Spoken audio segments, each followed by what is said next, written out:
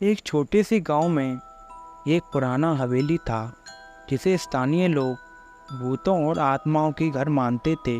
इस हवेली के अंदर आज तक कई भूतपूर्व घटनाएं हो चुकी थी, जिसके बारे में गांव के लोगों के बीच रोचक कहानियां छाई रहती थीं।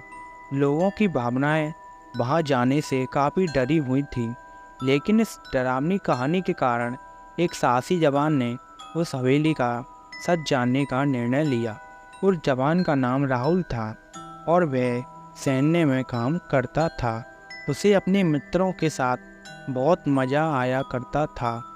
उसने उन्हें वहाँ के भूतों के बारे में सुनाते हुए देखा था और उसे इन सब बातों पर विश्वास नहीं था।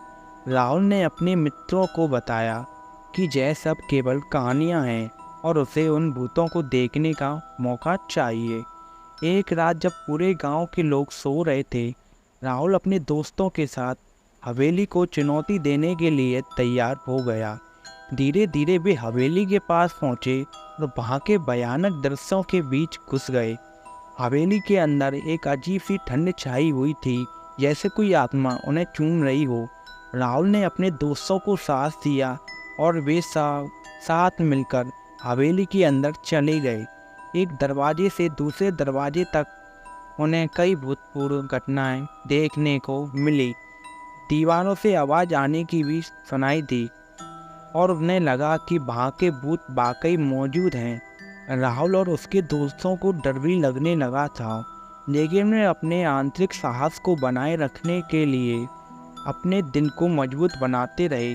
वे हवेली के अंदर गहरे अंधकार में आगे बढ़ते गए और अचानक वे एक विशालकाय रूप में एक आत्मा से मुलाकात कर बैठे।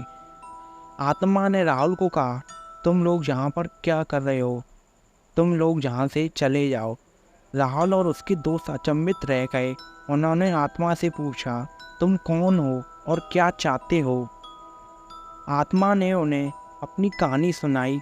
वह एक समय में हवेली के मालिक था, लेकिन उसकी अभियांत्रिकी विज्ञान की ख्वाहिश ने उसे भ्रष्ट कर दिया। उसकी दुर्भावना ने उसे ऐसी शक्तियों का सामना करने के लिए मजबूर किया जो उसके अधीन नहीं थी।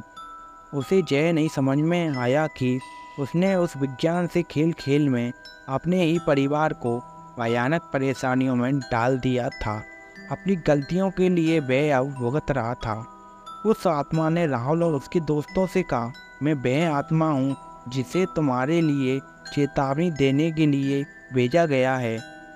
इस हवेली से दूर रहना और अपने कर्मों का ध्यान रखना, नहीं तो तुम भी मेरे तरह अपने गलत कर्मों के बदले भुगतने के लिए जहाँ आत्मा बन जाओगे। राहुल और उसके दोस्तों ने उस आत्मा की चेतावनी को सुनते हुए हवेली को तुरंत छोड़ दिया। फिर गांव वापस आकर लोगों को उनके द्वारा देखे गए भयानक दृश्यों के बारे में बताते रहे, लेकिन इस घटना ने उनके दिल में डर का बीज बो दिया था।